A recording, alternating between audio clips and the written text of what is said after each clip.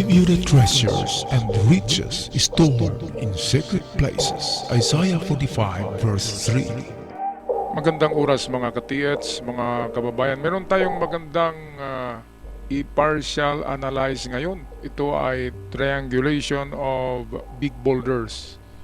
101% na gawa ito ng tao at sana ay totoong Hapon ang gumawa nito.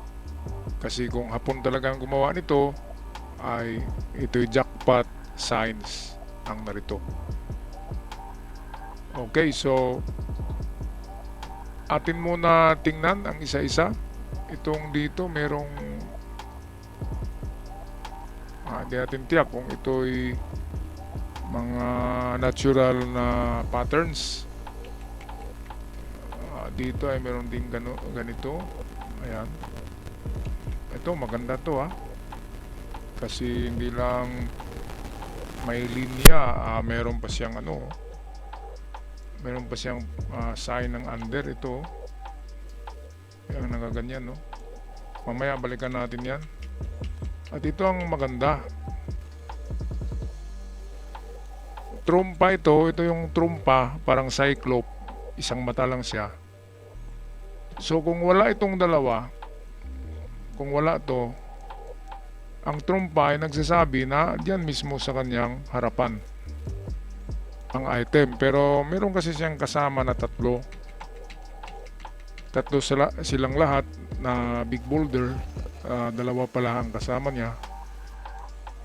Sa ganitong triangulation of rock, ang kahulugan ng triangle of rocks ay hindi lalabas sa tatlong bato ang item.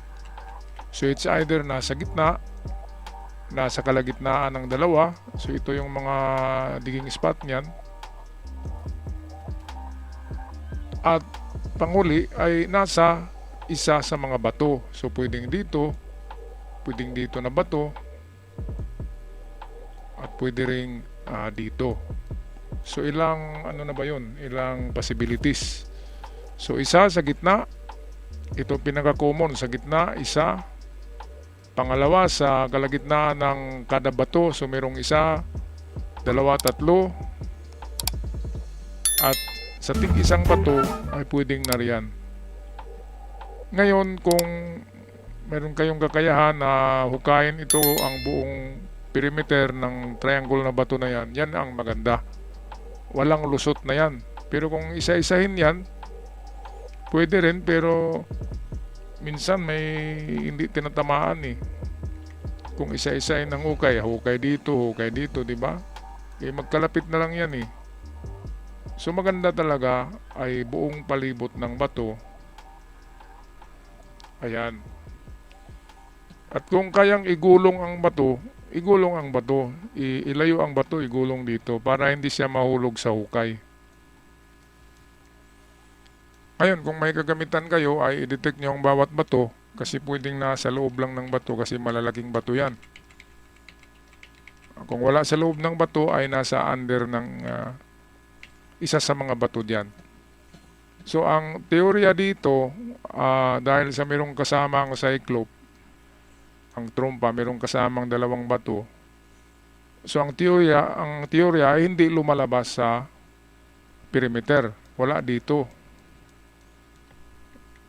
So it's either, ang maganda talaga dito ay, meron kasi akong nakita sa bundok na cyclope, ganito, isang butas na 2 inches. Wala siya sa harapan, pero nang i-detect ko ang likuran, ay nandun sa likuran. Dumidistansya siya ng mga 8 meters. Nabanggit ko na yon, may nakita kong dalawang mata, nakatatak sa bato, andin ng mata, nakatingin sa bato na hugis ulo ng elepante. Ganito ang hugis nun Tapos yung kanyang trunk ng elepante ay nakatusok sa lupa. Ito nakatusok. So ito yung pointer niya ng hukayin namin ang baba ng nakatusok ng uso, ay nandun yung tatlong signs na positive ang item. Kaya ito, kung Nga sa likod dito, tama ang bato na tinuro niya. Dahil narito yung sign ng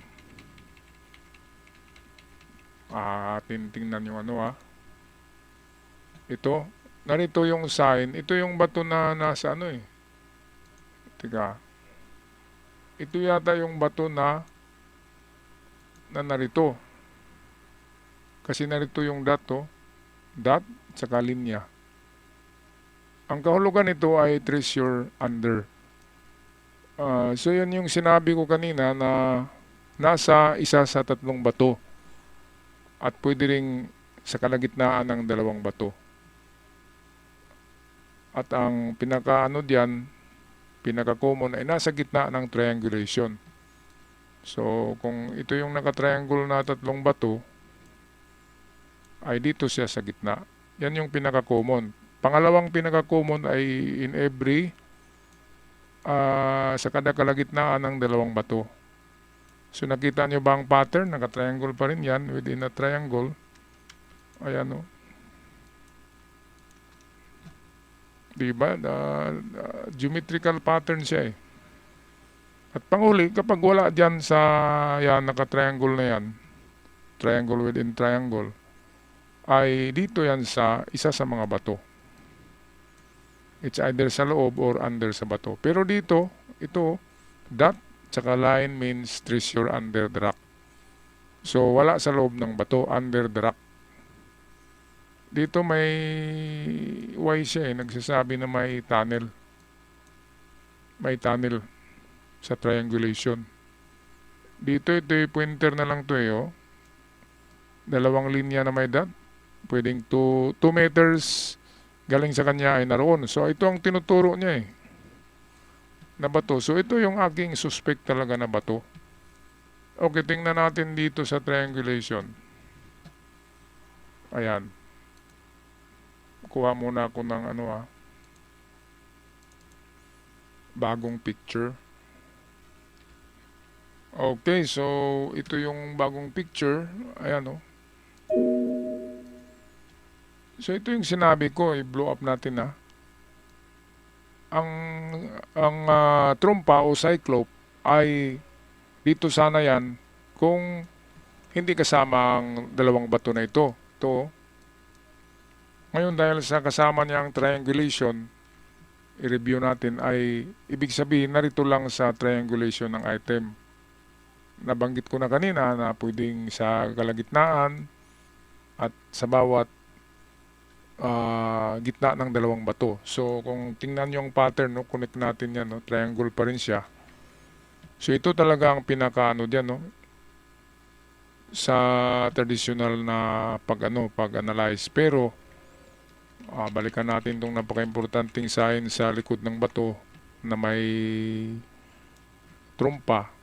Lalo na ito, mayroong ilong-ilong siya Ito, ilong-ilong yan, parang ilong. So, ibig sabihin yan, nakatutok siya papunta rito na bato.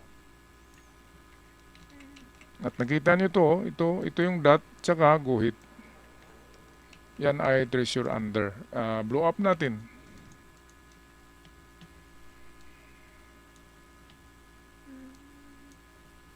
So, ayan, At hindi lang dot, nagagano, teardrop. Ayan. So, sa baba ng bato na ito, mayroon pa dito, square na mayroong ganun, Dito pa rin yan nag-point Dito pa rin yan. Ito, yan, dyan yan turo. Square yan na may buntot. Okay, so, ito ang pinaka-primary suspect ko na bato under sa kanya.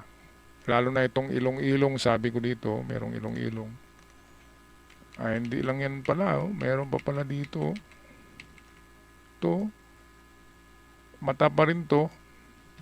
One eye, cyclope, diyan nakatingin, So ito, under yan. Meron pa siyang guhit dito, so under talaga siya.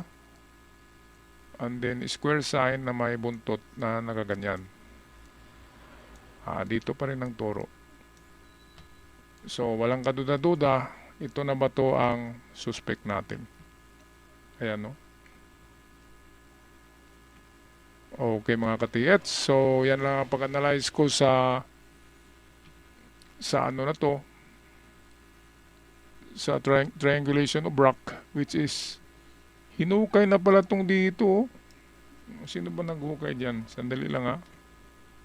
Ito mga ka-TH, so ngayon ko lang ito napansin ha. Itong dito, ito, hinukay ba yan? Parang hinukay yata. Parang pangalawa na kayo na grupo dyan. Mga ka-TH, no? Hinukay ito eh. So tama yung ano ko. Ganon din ang analysis ng naghukay niyan. Sa kalagitnaan ng tatlong bato ang hukay niya. Sana hindi nakuha, no? Kasi dito parang hindi nila hinukay. Okay, so ito na lang ang ano nyo mga ka-TH natira sa inyo. At dito rin ito, hindi ito nagalaw.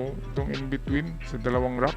At ito, hindi na nagalaw. In between, ito nagalaw na to. So mayroon pa kayong tatlong target ang binilugan ko. So pangatlo itong bato na to. Okay, so ako'y magpaalam na. Maraming salamat sa lahat. At hanggang sa muli, huwag kalimutan mag-subscribe ang mga bago pa lamang nakabisita sa channel. Maraming salamat.